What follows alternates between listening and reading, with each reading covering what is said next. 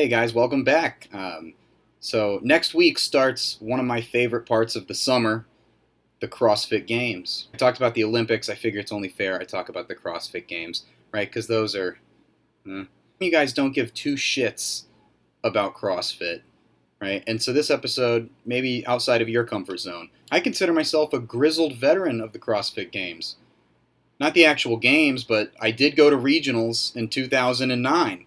Yeah, yours truly is a regional athlete. I bet a lot of you didn't know that. I'll admit, it was easier to go to regionals back then. Like now, you got to make it through the open. I just had to make it through airport security. It was a totally different time in the sport of CrossFit. Like there were no knee sleeves. We were barely wearing shoes at this point. Do you understand? Ben Smith was around. He was like 12 years old, still kicking everybody's ass. And now it's huge.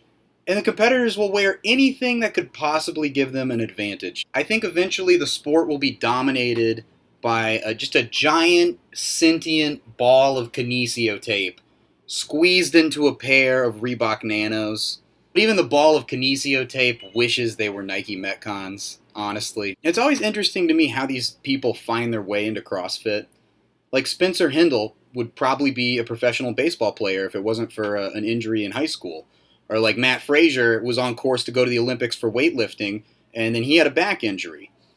Or you look at like Dave Castro. The guy loves communicating through cryptic clues and toying with people psychologically. If he hadn't found CrossFit, I think he could have been one of the greatest serial killers that we've ever known. I'm kidding. Dave Castro strikes me as the kind of guy who finds time for both. Is anyone really going to be surprised when we find bodies buried at the ranch? So enjoy the CrossFit Games, everybody. If you got tickets and you can be out there live, that's awesome. I've never done that. I want to do that eventually.